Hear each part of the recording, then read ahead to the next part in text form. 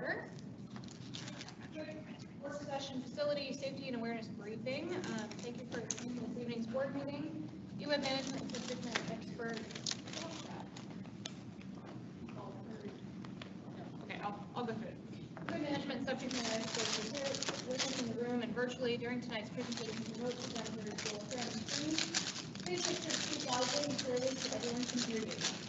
Visitor access is limited to the board meeting room and restrooms. Restrooms are located on the first floor through the exit, the back, and right-hand door. In case of an emergency, such as a fire alarm, exit through the front or at the back of the room, unless it is not safe to do so. The alternate emergency exit is located at the rear of the building, just beyond the restrooms. During an evacuation, follow staff's instructions and stay together for safety. Tonight's meeting will be recorded. The recording will start when the meeting is called to order and will continue until adjournment. The meeting room will be muted during the break. Tonight. Aside from that, virtual participants on the screen and in the public audience will be able to hear conversations in the room until the meeting is over. Okay, first up we have agenda check. Very much to add or delete, so assuming we're fine, but it's on there, so I'd like to delete item 2. All right, I like that. Meeting adjourned. Okay. Well, let's get going then. So, President Carlson, Commissioners, good evening. The purpose of the work session this evening is for the board to have an opportunity to discuss and deliberate a proposed diversity, equity, and inclusion policy. Before I get into just a little bit of background, I would like to acknowledge Rod Price and his work on this, as well as Kelly Hale, our diversity team that's contributed, as well as the executive team that has contributed to the policy that has been put forth in your packet. A little bit of background. Let's see. No, go ahead.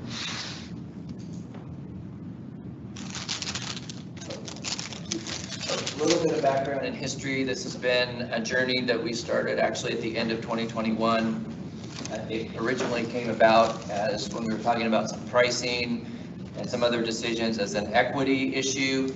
It expanded in the early part of 2022 based on feedback from commissioners that there was a broader scope and scale to the policy. And through that time, there have been a number of opportunities to set some base expectations, understanding the issues a little bit more, definitions, and a roadmap was developed for the policy development itself in the early part of 2023, along with some orientation and discussion between commissioners and some outside consultants. Where we are today is really to use some proposed language around a policy to facilitate a discussion between board members primarily as to whether the policy and the language covered meets the expectation that you all have around a guidance document that would be captured in one of our SD policies. SD stands for Strategic Direction. With really the focus on most of those policies is to look at why we're doing a policy, why the board wants to set that direction, and then what you are directing the general manager and the organization to do. Along those lines, I won't read the specific language, but in the early part of the policy that was proposed, we do try to capture the why of this around diversity and the opportunity that creates to develop more creative solutions in pursuit of our organizational mission, being consistent with our vision and values. We talk about the opportunity that being equitable creates for both our employees, the board, and the public relative to products and services and culture and work environment, and the same with the opportunity that inclusion presents around being collaborative, helping motivate and develop attachment and buy-in from employees, commissioners, and the public on the work that we do. The second part, which is really gets into the, okay, we have these reasons to have the principles of diversity and equity and inclusion and operate under those principles. There are some specific ways that could be directed to the organization and commissioners, including areas such as our products and services, the workforce and the culture that we want to create, and that includes a number of subcategories around decision-making and the environment, recruiting and hiring, compensation, etc. And then also to try to capture the fact that the organization needs community engagement and needs to facilitate that through transparent communications and not just with the public as in customers, but we define a community in the policy to be those of which we interact with in the execution of our mission. So when you think about that definition, it doesn't just mean customers, it also means suppliers, it means commissioners, it means employees, and a number of different people who we might have to, it means regional partners, for example. And so engagement in this sense takes on a little bit broader meaning of which we added to the definitions in the policy. And we also wanted to make sure that this wasn't just a directive to the organization and staff through the general manager, but that the commissioners were also here to really foster some of the why and the what of which this policy was intended. And so that was really captured in the directives that were put forth in the policy. So really, after going through the journey, looking at the whys and the whats and putting forth in front of the board, the policy again is to foster discussion between commissioners, and we're hoping that that this does that. And so with that, there's a series of questions that we can propose to the board. It's actually on the next slide if you need some prompting questions that would facilitate discussion. But I guess the first opportunity, President Carlson, would be to just, are there areas that resonate with the board? Are there gaps in the policy? Does this capture the intent that the board was looking for as you've gone through the journey over the last, actually almost a year and a half? I'll just round it to a year and a half. So with that, President Carlson, I'll pass it back to you. And I'll leave these up if you want to reference those in the deliberations. Thank you. All right. Well, I will give us a second to read these. See these before. And then I'll ask the room if we would like to go through these questions or if we'd like to kind of take each chunk of the policy and kind of talk about the different sections in each piece.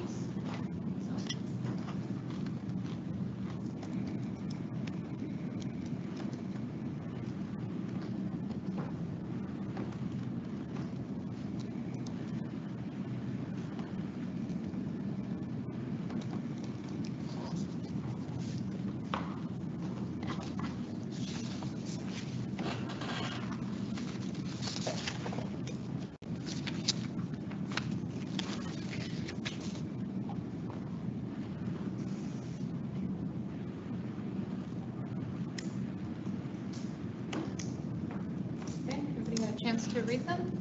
Okay. Any preference going through questions or kind of going through the policy from start to finish? Just I'm more of a big picture thinker, but if people want to jump into the specific policies, I guess I'd like to. I have you to start with this question. okay.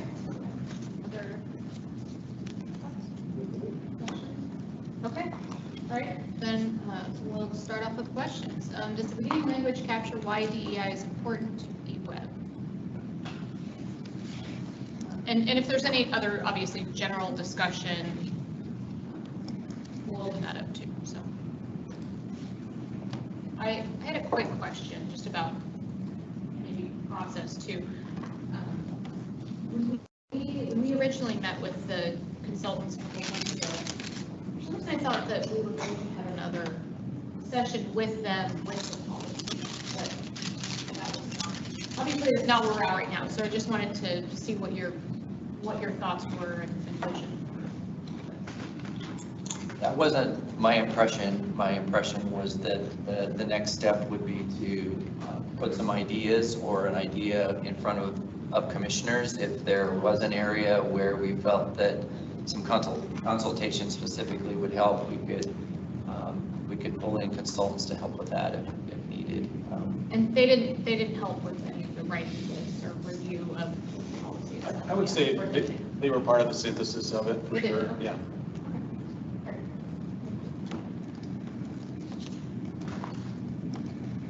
Like just general, so I like the language of the policy. I have no problems with it. I guess my question is though, like, how do you go from adopting a policy to implementing something? Like, we as a board don't work for EWEB, so we don't necessarily know what the culture is. We know the culture of the board, but we don't know the other things. And so, like, how do you take this and not just make it performative because we now have a PI policy and we're so up to date or whatever. So yeah, how does it get implemented? We're figuring out what our needs actually are. You want me to go ahead? I'll start with that. And if you want to weigh in with it, you can do that as well. I think the when you look at the SD policies in particular, they're directed in the so we tend to be looking at something that we want to pursue as an organization, as a board, over time. They aren't usually very specific relative to we want to achieve this particular tactic. What happens, in fact, it's mentioned in the implementation of this, is I think it's important when you look at these kinds of policies that there's some sort of frequency of accountability.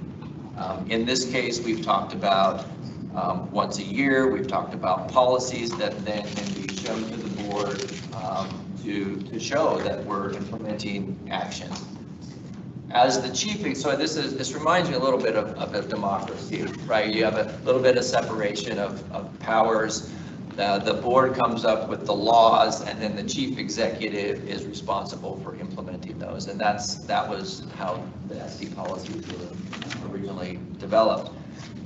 I can tell you as the chief executive that anytime a board would come to me and say, here's this policy, show us how you're implementing it, it would be on me to say, these are the actions, these are the trends, these are the measurements that we have created to ensure that we're abiding by the policy.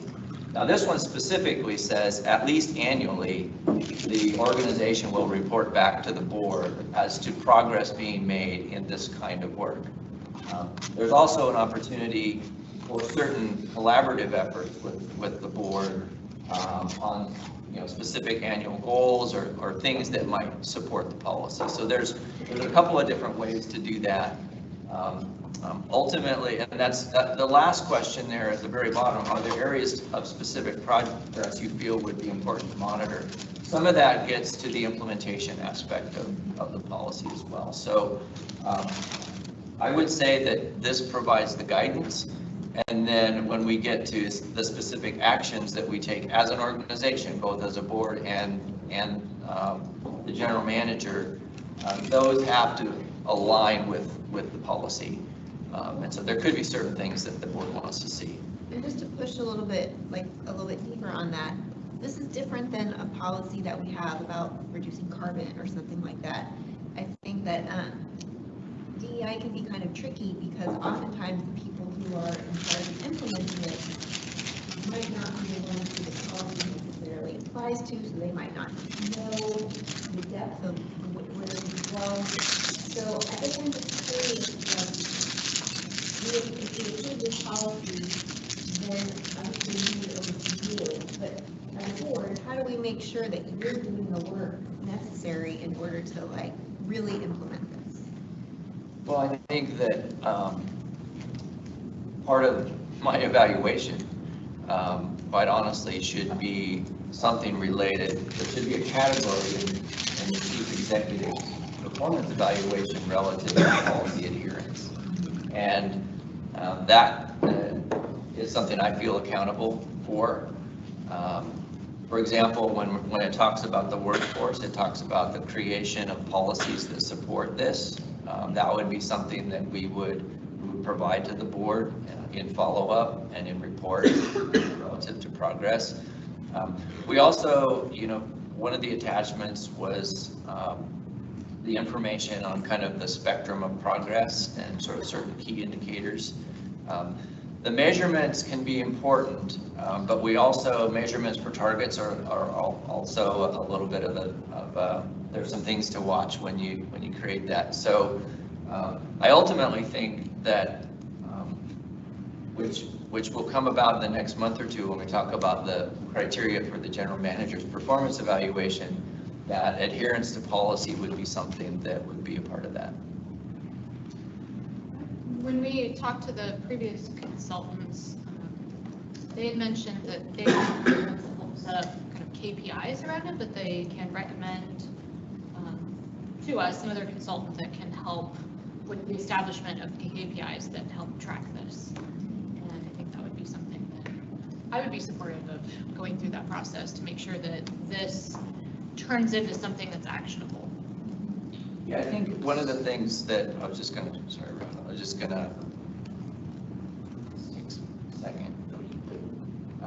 we had talked about the introduction, the drafting of the policy, and then phase 3, which is the policy implementation, and that's where a potential consultant could come in and help with the development of certain measurements of progress.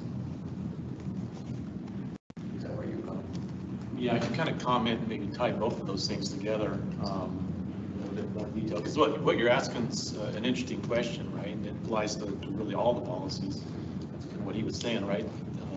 It's his report card, so to speak. But as we think about this particular policy, it is different than some others, perhaps. The subject matter, the principle is really the same. It's really that we are trying to get intentional about doing something different. That's why it's a strategic initiative, if you will. And so being intentional about that says, and I don't want to give the impression that we're not doing stuff right now, right? So we are doing a lot of things, but we're trying to get more intentional about identifying them. And we did put that matrix in there, the maturity matrix, as an example, one example of a way to sort of measure, hey, where we could be at and where we could be going. It's just an example. It's not necessarily the thing that we will do, but to your point, Mr. Carlson, the intent then is to get some professional outside help that's used to doing this kind of gap analysis, if you will, and also building on what we're doing and saying, here's some things that we see, and then how would that translate into your goals? How would the goals then be measured and monitored through the quarterly report? So for me, an example, just maybe trying to be a little bit tangible, so we have the Carmen Smith project, right?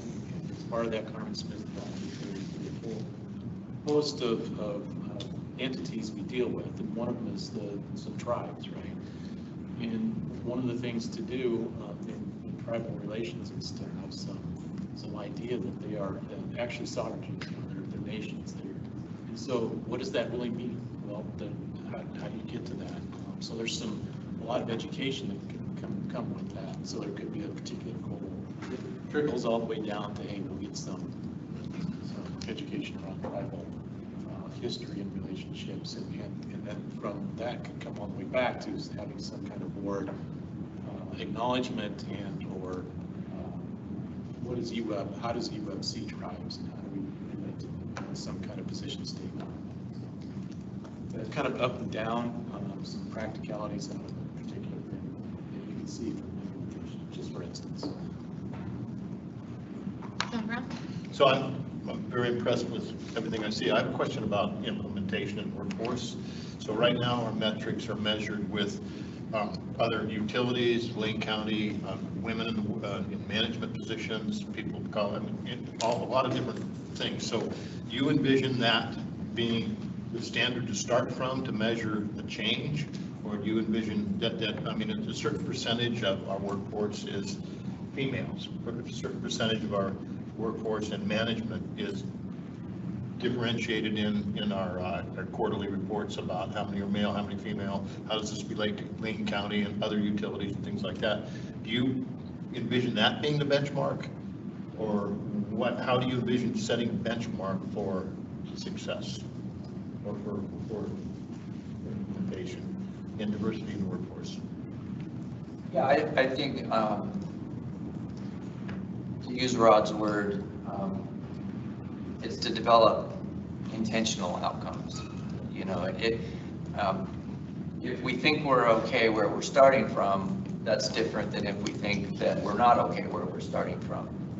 If you look at certain metrics, we're relatively close to being representative or more representative of Eugene or Lane County from some of those demographics. There's other areas where there's a difference, for example, between union and non-union. And I think part of it is to understand the position that you're in. And then if there is value in pursuing something that's different from the organization that meets the intent of why this is important. So it's not an absolute yes or no, this is where we start. As much as it is, I think it is important to understand the landscape that you're starting from in order to be able to continue to know the impacts of the policy and the where you want to improve. This is a very broad area, and so one of the things that we have to look at is what areas are important to start from. And so it's not a clear, Commissioner Brown, it's not a clear, oh, we're okay, that's a benchmark to start from today, but we need to understand where we are today. And I think that's part of the implementation cycle.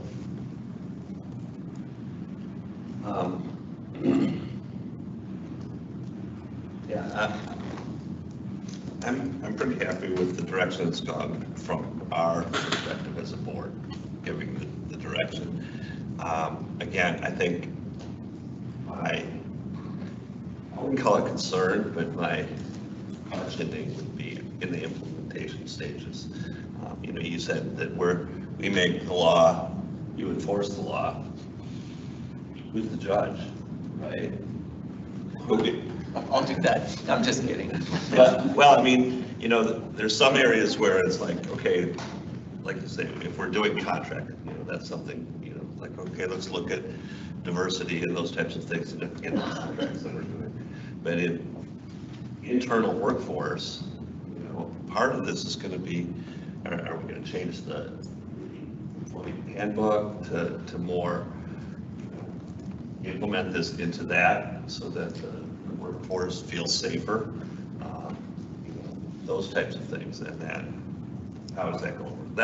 That's the concern that I mean, to me, that's going to be one of the heavy lifts, is one, being able to articulate that to start, and then getting it out to the employees, and then figuring out how the employees take it and use it. Are they taking it and using it as a weapon? You know, there is that possibility. It's like they could use it as a weapon, or they could use it to foster growth. And that's what I'm, you know, one of the things that would be concerning to me. But as far as our part of putting forward the policy and letting you work with it, I'm very comfortable with where we're at. The implementation part, again, I think over the next couple of years is going to be where we see KPIs and figure that out. But as far as our role, I think we got the easy part. And the, I'm sorry. That one, Oh. yeah.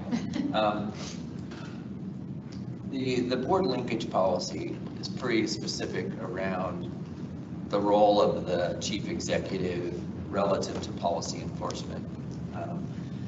I also think that there's an opportunity, because we have created the standard practice of reviewing policies annually as a team. If there were areas where the policy was driving the wrong behavior or the wrong outcomes within the organization, there's not only the opportunity for the board to look at certain outcomes over time, but the chief executive to be able to do that as well. Be it, you know, that as much as all policies can have great intention, their implementation can sometimes cause problems as well. The workforce description here is pretty inclusive.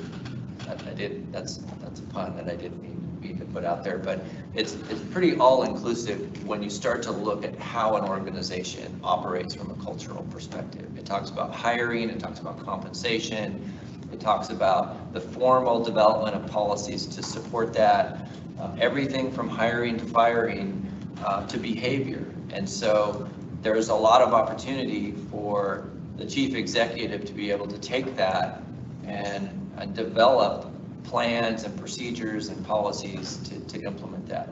There's also the opportunity to discuss if there's unintentional outcomes.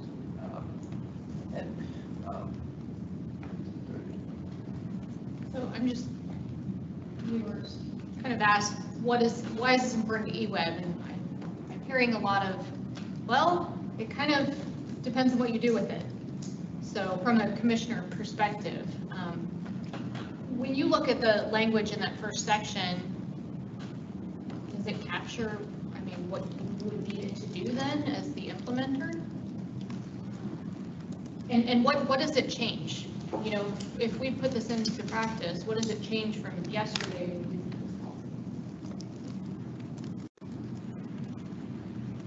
A lot of what I think it really changed. So first of all, yes, it does capture, from my perspective, the intent of the why, which is the first part. What it really helps with from a leadership perspective is it helps with the translation. Why, and in fact, I think the board had, why do we do all of this DEI stuff? Well, there's some very specific organizational reasons that become more easy to implement and translate because this policy exists.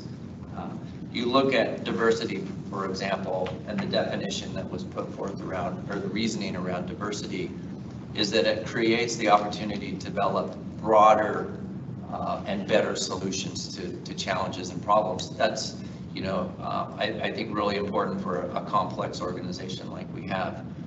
It also, when we get into more and more products and services, it gives us an opportunity to make sure that those products and services have equitable access across our community and our customer base. So it really helps with the translation of something that quite honestly can mean a lot of different things to a lot of different people, and organizationalizes that. And from my perspective, that's very helpful. So yeah, I think it does provide some Clarity difference. to staff And the community as well. definitions, or what each of these items mean. Right. Just take that a step further too. I think it's as I mentioned, we're kind of already, there's a lot of things we are doing. Being affordable and reliable to the time we set these in package, right? There's an affirmation component to this, I think, that's important to affirm that these are the things that are important to us in our employees, in our community. Some kind of work around the community culture. Yeah, Carlson. That reminded me of something that I know that this board has struggled with for a number of years. And when we go through the values and we say, yeah, we kind of understand that one, affordable, we kind of understand what that one is. When we get down to the community and culture one, is that what does that start to look and feel like? Having a policy that supports particular elements of that helps with the integration of that into how we operate. So this, in some ways, is a bridge to that. The bridge between the values and how we operate. And now we're at the couple bottom line. Right? Like it's another lens to like look through when we make decisions. You keep adding to that bottom line. But I mean, that's kind of what it seems like. Like we have these policies, these principles, and then we make decisions that we do. It's just another lens to use.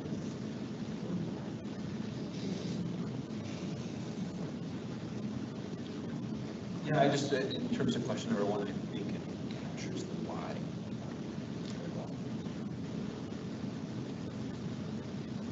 Move to number 2.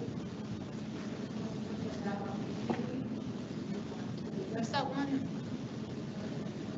Carlson?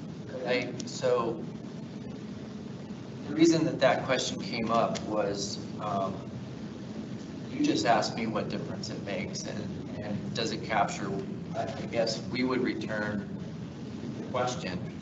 If someone asks, I'll point to you since you're closest, you Commissioner Borowski, why is EWEB doing this DEI stuff?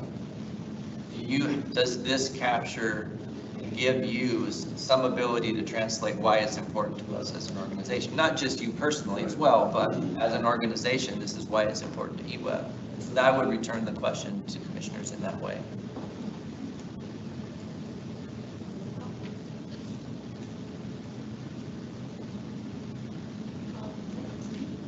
For me, I think it does help. In a lot of ways, it humanizes kind of what we're doing, and it makes me think like the issues or the things that have come up for me that people have contacted me about in the community are things that would probably fall under like a DEI lens, like person access and things. And so I think by having a policy like this, it would be something that to and then use and back to the work. Not that I wouldn't do it before. I mean, I absolutely wouldn't do it before, but there's something that feels a little bit more essential in public policy.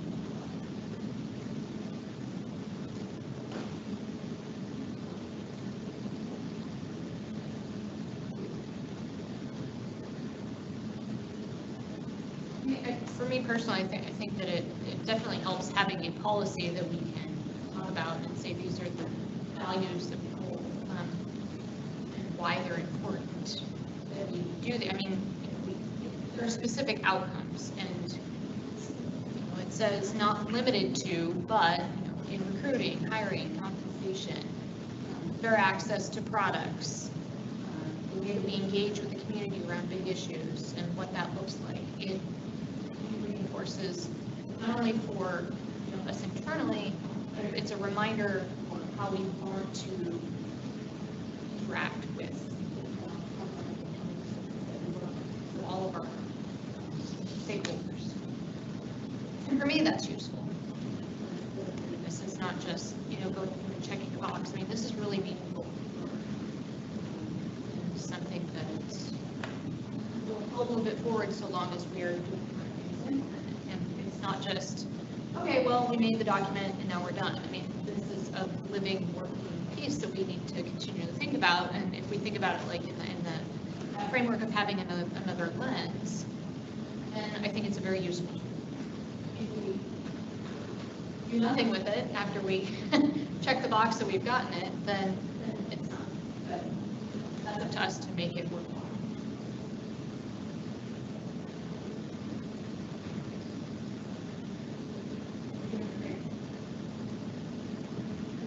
Comfortable with the definitions provided.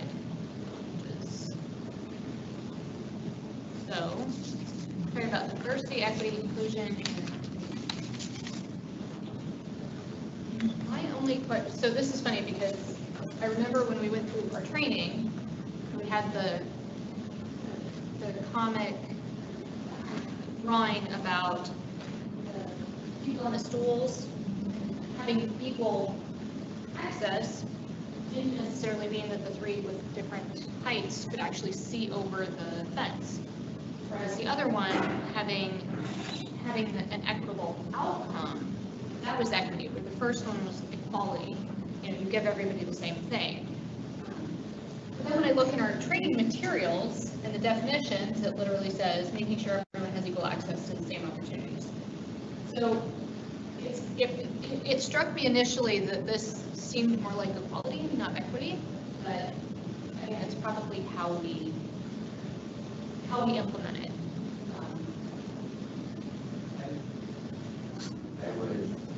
Of the definitions that are here, I would say that the definition around equity could use a little more work. It's not just equal access to a particular policy or practice, it's equal access to an outcome, which is the top of the fence, not the stool looking over it. And so I think that's one where we could take a look and see how to capture the equity or equitable definition a little bit more. Now, it says opportunities to thrive, and thrive tends to be an outcome, but I think it's a little bit more obscure than maybe. Also hard to define without using. It is, yeah. Well, I think part of the context too is our mission. And so, our mission is to help our community thrive through the services that we offer, water and electricity, right? So definitions are not necessarily universal definitions, perhaps like a training you might receive, but they are somewhat geared to the institution that we are. So I'm kind of okay with where that's at the moment, me personally. I think about, that's actually one of my questions, how do you interact with other policies? It can't stand alone, right? It has to stand with the rest of the work. That is some of the things that we've been doing in the past couple of years. Is some modifications. So it's not an answer to think about one, but as you hear this, the other policy.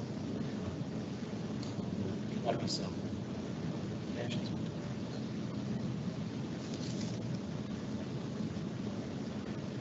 I guess for me, it would be, we look at different scenarios and kind of see how that plays into it, and if it does the job of getting there. So if we think about our low-income program, to people in different groups have access to that if they're all, and maybe who are Spanish speaking don't have as equal access because we weren't providing, I mean, just as an example, not that we're doing this, but maybe they don't have as equal access because navigating that system is more challenging. So the outcome is that they have access to it if they truly qualify, because they understand and can actually communicate with us. So I guess that this meets that test. That they would have equal access, that we're trying to ensure that they have access to it. It's not ensuring that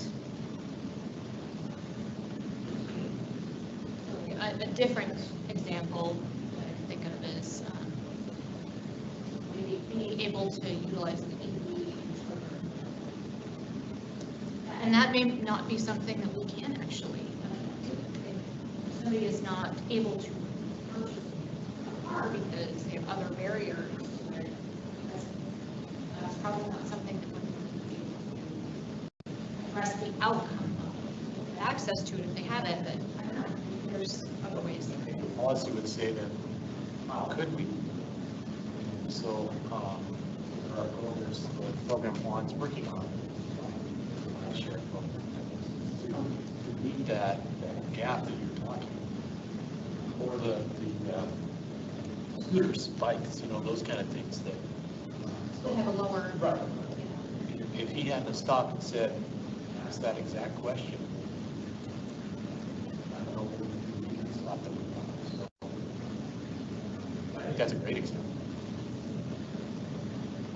The part where I think we need to be careful, and I'm glad you brought up this particular definition, is equitable access to an outcome doesn't guarantee an outcome. And yet, we have to look at this from an outcome perspective. And so it'll be, we can look at some examples internally to see, does this definition provide the guidance that we think it would need? Some of the other comments you made around language and others, that's part of equity, it's also part of inclusion. How do you include people within the scope and environment of which they're comfortable? So there's some crossover there. I would say the definitions look good to me. I would echo what you brought up in terms of that equal access and equitable comment, so I appreciate the attention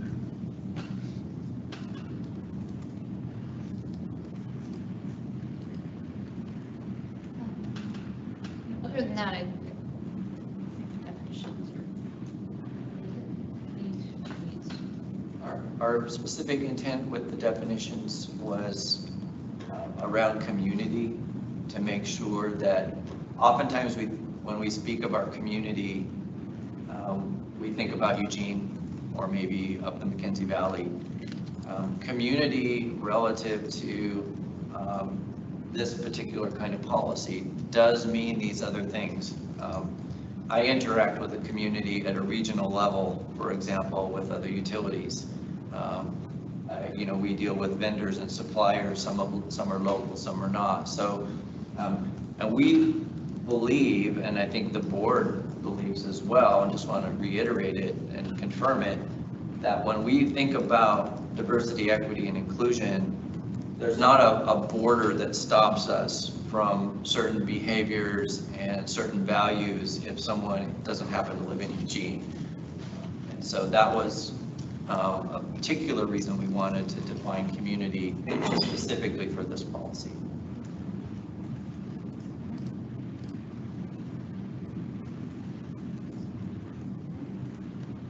Any other comments on the definitions? Then, does the policy cover the areas intended by the commissioners?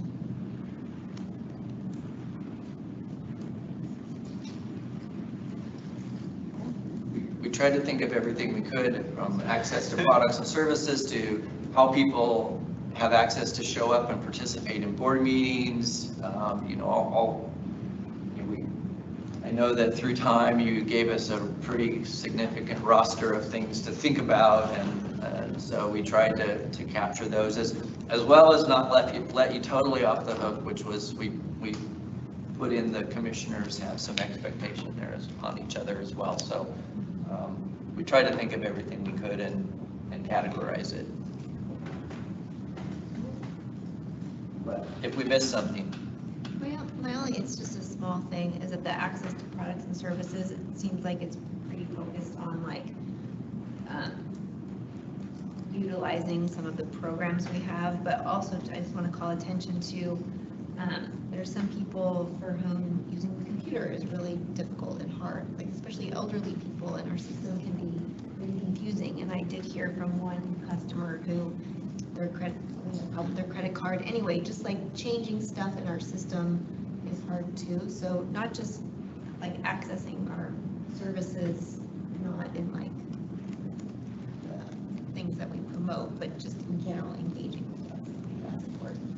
If we said programs or products and services and information and or support, or if we added that in, would that clarify that? Now service, you could say that part of our service is to help people through that, customer service, for example, but if we wanted to expand that a little bit to adding information and support to that. That would be fine. The way it is right now, it's kind of linked to fair, non-discriminatory prices, so maybe add a little thing in there. Yeah, for a brief minute, I thought maybe our suppliers were excluded, but then I see it's in community engagement. John Brown. So just a question on closing out number 4. So we talk about access, what Mindy was talking about, a physical presence, I mean, a face to the name of it. Right now, if somebody wanted to come out and talk to somebody at EWEB, where would they go? How would they do that?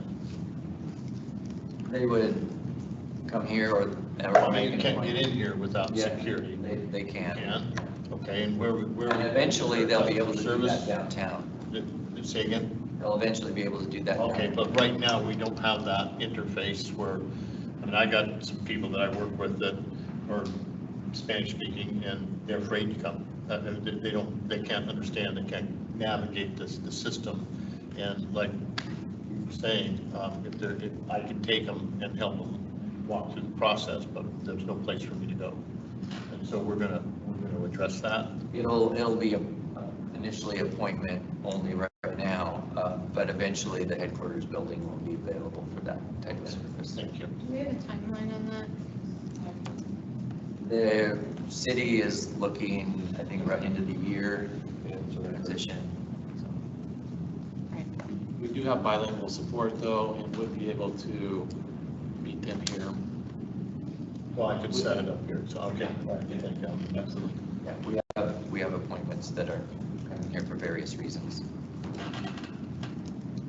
Before we leave this one, can I push just a little bit more on the board, the adoption one?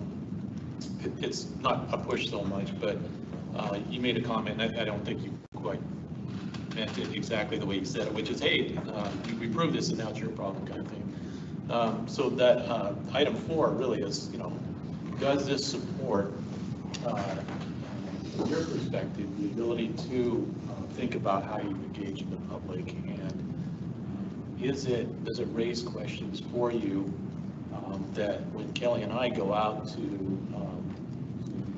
work with consultants that have been recommended or whatever, and we do some RFP kind of things, are there things that some of this brings up to you? And I think, public input, running for office, public outreach, improving rate design.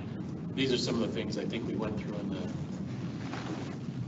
the training, thought triggers, and so again, anything that comes up now, of course, or in the future, but we'll be developing that RFP to help support the board from their perspective, as well as also employees and our implementation perspectives. I just thought I would throw that out there too.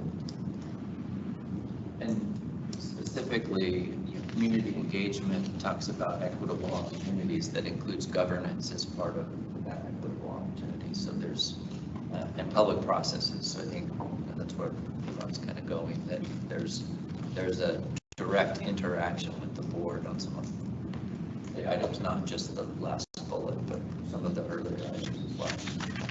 Community engagement, including that with the procurement contracting piece somehow, I mean, it is community engagement, but it also feels like it's at a different level. It's not like the broader public, like it's a very special relationship it's more like supply chain support. And I don't know, it somehow it feels different to me. I would never, if I was just looking at the headers on that, I would never look at community engagement for the supply chain.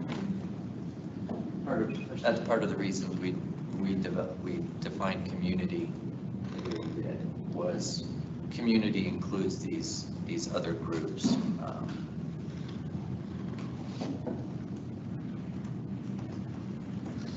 Serve, collaborate, influence. I see why you put it there, because it's not really workforce, but it's more business. But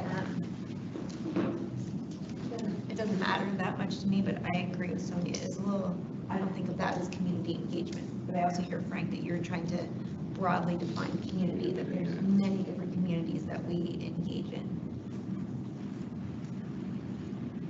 It could be a lot of the grants, the Infrastructure Act and that kind of thing are tied into a lot of different things, including disadvantaged and some of those kind of things. So there's a lot of reasons why supply chain comes into this. We could just title it engagement as well. That's fine. Because to me, engagement, and you look down and you talk about transparent communications and open and accessible, there's a workforce component to that as well. Not just contractors, not just customers, and the list of different participants there. But engagement, being inclusive to our community, is a pretty broad group of people. That is business. It is related to the the fulfillment of our mission. I can see how you're tying it in. If we added into community, I think collaborate is the term that is supposed to cover kind of the supply chain aspect. Maybe there's another word that we could add to the community definition that would kind of call that out a little clearer, then I'm fine with tying that together. And add that to the definition. Add it to the definition, so then you go down, because, collaborate with, I wouldn't necessarily think of that as a business, like we work with other government agencies, but this is a particular relationship with a business that has payment and other things associated with it, and it just feels like a different relationship.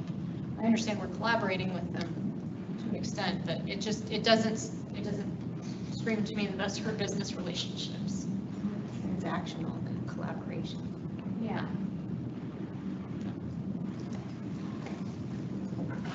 Okay.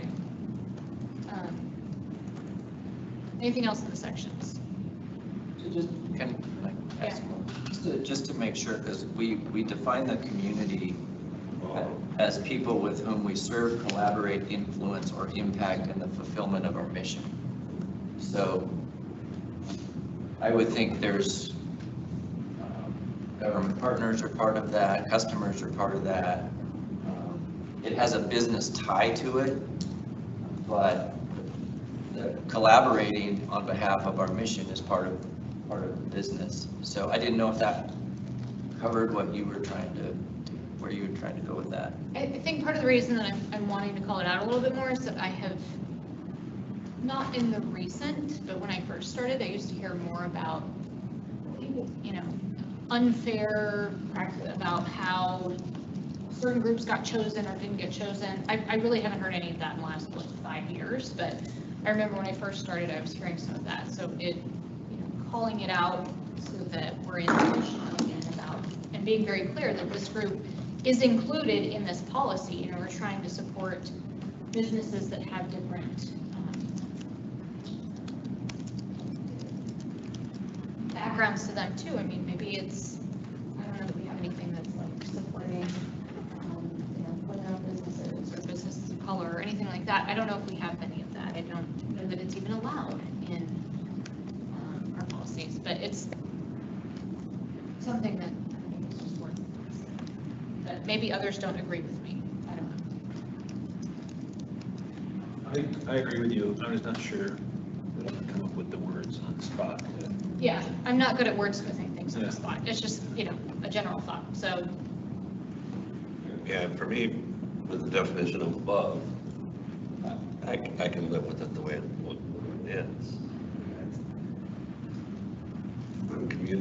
Putting the emphasis on community of higher above gives us the opportunity to use that term throughout the policy and have it be all-inclusive. I don't feel super strongly, but I guess I'm leaning towards, I wouldn't say that we collaborate with pay or whatever the groups, the companies that we bid on contracts and we give it to them. We work with them and maybe we have to collaborate on a job, but it just that wouldn't be the word I would use. Yeah. Starting to get the flavor for what you're. Yeah, but it's also, I don't feel super strongly about it. You can help me with that because I'm Okay. I do either, but me, generally I like asking questions about it because it helps me understand how you outlined it. You all spent, many hours digging into this and thinking about how it worked together, and a quick little blip into how and why. That's why answering that first question is really challenging because I haven't worked with it enough to hear this. So it's just helpful to understand what you're thinking and why you made it in certain ways and how that's beneficial. So.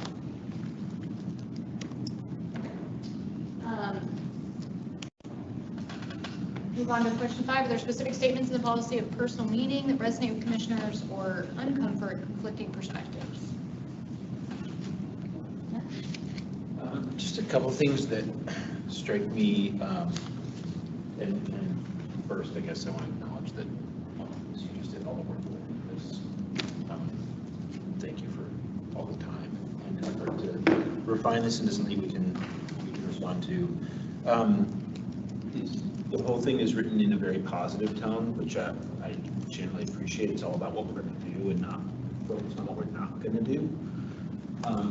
And from my perspective, a little bit of like calling out that we have a specific goal to identify and address bias and discrimination.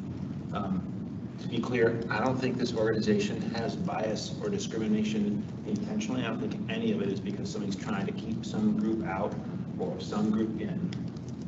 But it happens because we're humans and we just don't always see the impacts of what we do. So from my perspective, having some language in there about specifically trying to identify those things and address those things, I mean, to me, that's a big part of the goal. It's not only to to foster diversity, equity, and inclusion, but one of the ways we do that is through identifying bias and discrimination. On the second page, there's the language about non-discriminatory prices, which I'd be interested in thoughts about that. It occurs to me that I think we do have discriminatory prices on purpose, right? We have different rates for different commercial entities that use different amount of power, which is we're discriminating between different types of users, which is something that's the non-discriminatory prices. I'm like, oh shoot, how are we going to do that? So I just want to be sure that if we're baking that into that we're clear that what we mean by non-discriminatory prices. Because it may be more about lower income households or underserved populations or things like that we're really trying to address, but I think I think you get the point. Anyway. I think that's a valid thing for us to review, Commissioner McCray. Our intent with that, in fact, our rate-making policies talk about non-discriminatory prices within customer classes, so that one residential customer and another residential customer would not pay a different rate or be charged a different amount for that. That said, though, there are some cross subsidies that exist presently within our pricing schemes. Yes. One example, I'll just give you one example. And so I'm agreeing, I think we need to go back and take a look at how that's specifically written. Because of the relationship between fixed costs and variable costs, if you are a consumer, what that does is mean that the very first gallon of water that is delivered or the first electron is the most expensive. If you, on the electric side, for example, use less than about 12 or 1,300 kilowatt hours a month, you are being subsidized compared to someone who uses more because you're not absorbing the total fixed cost. So that has existed, I think, probably for decades and maybe a century. But it exists and it's a cross subsidy. I know that this board has talked about the difference between cost of service for upriver versus in town, for example. I mean, that's an issue. So we'll take that piece of advice and take a look at that in more detail. So I appreciate that. And then the last one on under the Board of Commissioners heading, a word that I think is something that we're trying to do here is we're trying to provide interactions between the board and the people that we're serving that is accessible.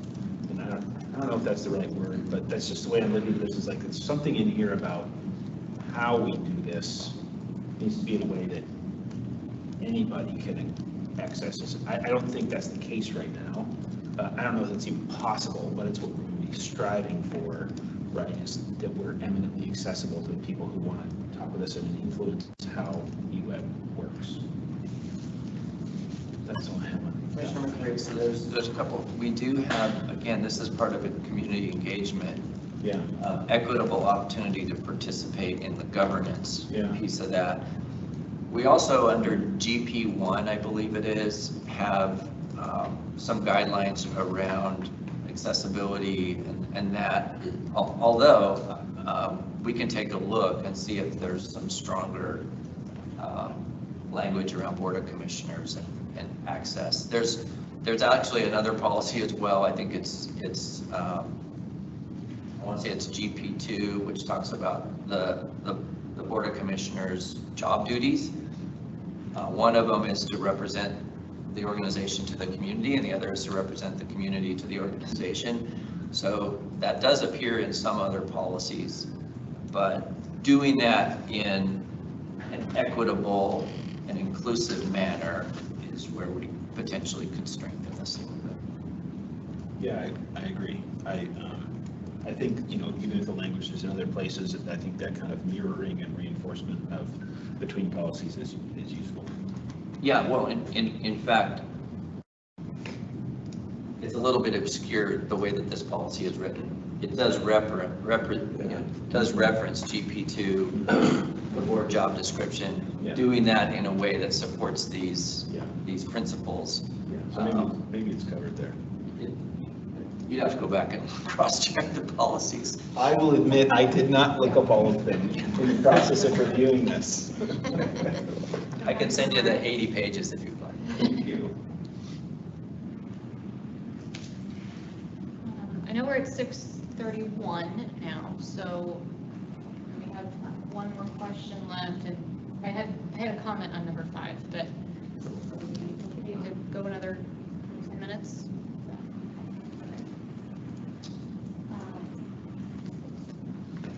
In terms of the kind of specific statements, nothing, necessarily specific in it. I really appreciate the framework and all of the components being in there. I think you've gotten a lot in a very consolidated piece, which is always really amazing, because it takes a lot to make something concise that really does carry everything. My only comment, and it's very minor, is that there's maybe some language that I saw even in the article that was right below the neurodiversity article that was in the board packet that felt a little bit more inspiring. And so I wonder if I'll read just a couple of phrases and, food for thought for the next iteration. I'm not wordsmithing any of it, just if something feels like it resonates, that would be great. If not, no big deal. Mindful approach, different ways in which people work and communicate, break down barriers and remove stigmas, facilitate open and honest discussion, enable appropriate avenues, embrace the talents of everyone in their workplace, employees feel open and comfortable, positive community culture. These are just some of the phrases that I don't know, it felt a little bit more inspiring to me, but again, this does a great job. You can say we're dry if you'd like. That's okay. Dry phrase. I'm very much that way. It was written, by utility professionals, and that's fine. The rest of your business dry. Your comment and Matt's first comment, our first version 0, and this is 8 or something like that. Okay. 0 was what, 4, 5, 6 pages long, so it contained many of the components that both of you are addressing. So, And again, I understand that when you make something more concise, some of that goes away, and there's other, which is why having the understanding, the conversation about how you came to pick certain phrases is useful. But then when you kind of just read it from a community perspective, maybe some of the other thing, those other terms would be useful and beneficial to make those signals. yeah, totally get it. But That's something that will be translated in the implementation studies. That's what we were, Kelly and I were That was thinking. Yeah. okay, That's, like, this is like marching orders. right. Here's how you march. Yeah. You march and you. Yeah. I don't know, That was kind of the vision, for sure. I would say if this is the one, though, that we're having communication or conversations with the community based around, that another quarter page and some more of that descriptive language might be a valuable trade-off. Fair enough.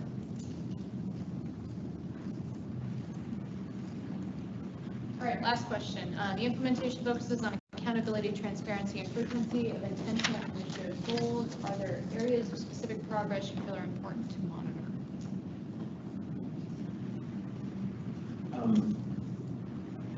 We started out on this question. Everybody's Yeah, like, you- implementation. Jumped to the I was trying to wait. So I think everybody asked the questions of like, where do we focus and what are the next steps and how are we monitoring? Which I think are, the right logical next questions.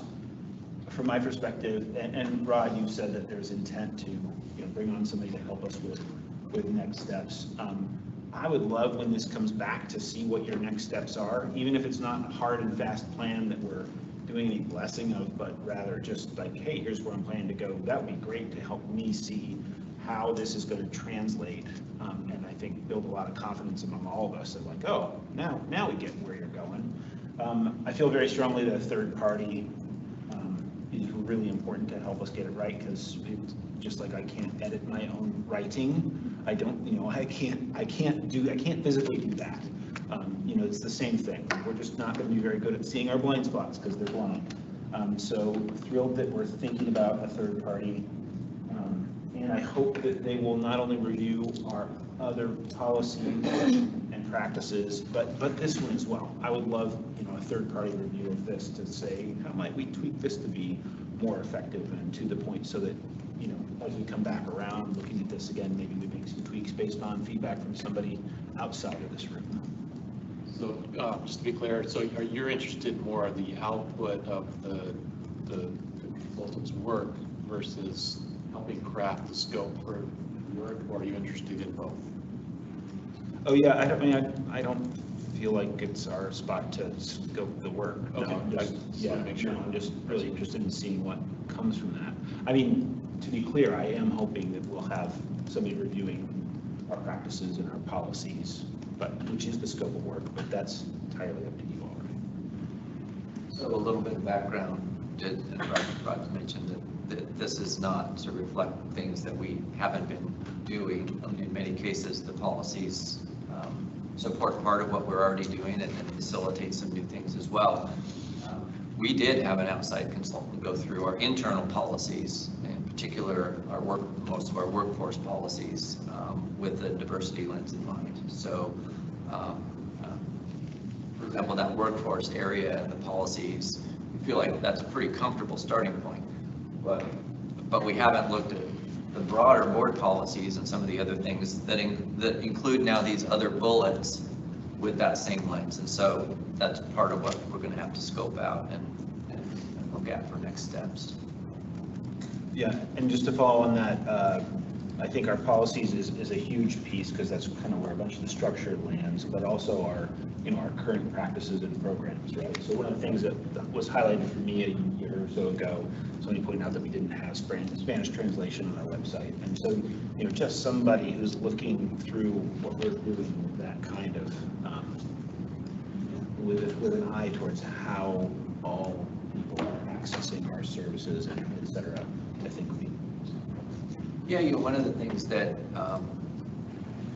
some of our recent policy work has pointed out, and Mindy started to go down this line, she's now as the quintuplet bottom line, or whatever it is, was Ron and I specifically, I don't know if you know this yet, because we were just talking about it, trying to look at how we establish the triple bottom line process, and how you use a couple different sensitivities that we've recently talked about. We talked about the resiliency policy. So how does that manifest itself in the triple bottom line? How does this manifest itself in the triple bottom line? And really kind of formalize that particular piece of our work for major decisions, for major design criteria, for some of those things. And so we're specifically going to take a look at our TBL processes and how we make sure that we're abiding, executing the direction of the board through that particular process, because we use that process when we have major decisions. And so that's one where we want to make sure that we're incorporating the board direction. Could be environmental policies, could be the whole 80-page roster. So I don't know what specific areas to focus on, because I don't know where our opportunities for growth are or how we're doing so far, but I would hope that if we do have a third party come in, they might do like some sort of, almost like an audit, right? Like somebody's already gone through our paper policies, right? But like, how does that actually translate to what we're doing? So maybe they would dip into like our customer portal or all the different areas. That would be helpful to me to see what somebody comes up with.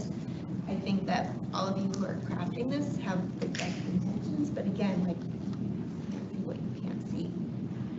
And then the other thing that I don't exactly know how to address, but it is the board piece. Like the section on Board of Commissioners is a little bit circular, but that's okay. I don't have a problem with the language, but I'm just curious, like, what are things that we could be doing differently or opportunities that we could take advantage of? I think that right now we seem to have people who are very comfortable on the board, but we're not always going to be the board members. And how do you recruit people? How do you try to make a diverse board? Are there things that we're doing that would make people more interested in serving on this board? So things that we could do.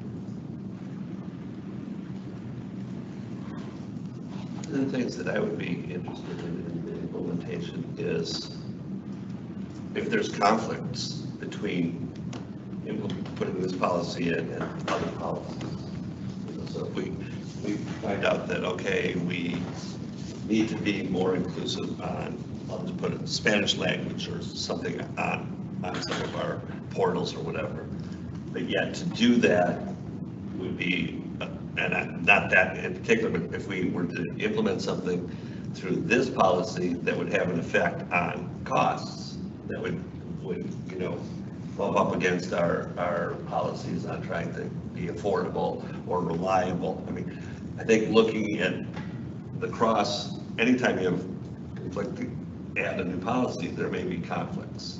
And being able to identify where and how those would be resolved. So if we have to weigh, okay, we want to be inclusive, but it's going to cost us, you know, I've got a contract, okay, and one contract has a more diverse population of people, but it's going to cost me an extra $100,000. Where is that? You know, where's the balance of that? And looking into when the policies that we already have, again, this is maybe with the consultant, and say, where is there possibility for conflict or interaction? And what is the tool to balance those? What is the lens? You know, which lens do we look through? Do we look through the left eye or the right eye? Or try and look through both and come to the most fair? Yeah, Mr. Borowski, I don't think that particular comment that you made applies just to this policy. Right. We know that there's a natural tension that occurs between the values that we have stated for this organization. Safe, reliable, affordable, environmental, community. There are times when you have to weigh through the fact that something might push affordability in a negative direction in support of a different value that the organization has. Part of what I would like to do with the board in these, I guess it's January, I was talking with President Carlson about the scheduling. In January, when we would normally go through all of our board policies in December. We'd like to do that in January this year, since we have the same board. We won't have board turnover, which is why we want to do it in December. And we usually have more time in January, is to be able to talk about some of those particular issues and where they manifest themselves. And for example, how these policies at the board level get structured, and then how as an organization we implement those just through some of our standard practices. So trying to connect some of the dots a little bit. Because you're right, there are natural tensions between some of these. And that's a bit intentional because we know that the values of the organization are reflected through the values of the board and the community. But you do have to sometimes make a choice on. Well, I mean, we made a choice today. We're buying power at a higher rate because we de-energized the line, right? The safety Against affordability, and that was an easy one. But my point was, already got policies that are in tension, and now we're adding another one. And so just making sure that you look at that and see how they implement, or how they interact with the other policies that are there, when you're going through the implementation process.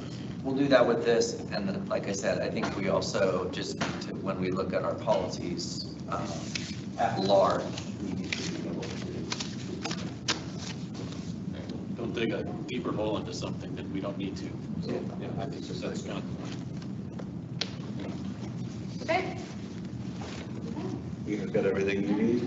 Yeah, just to review next steps, President Carlson, we did get some feedback. There's some areas to look at. We appreciate the feedback. At some point, we would like to bring back another revision of this. We could probably do it through the correspondence process or in a regular meeting. October would be probably a likely target. And then if for some reason there's still a gap between what you're seeing and what you're wanting, we do have some time allocated also in October, but that may or may not be needed. And so I would say sometime we'll come back to the board with some revisions based on what we've heard, probably October. If that's the great. Okay, great. Thank you. Thank you for all the hard work. Feedback. All right. Meeting adjourned.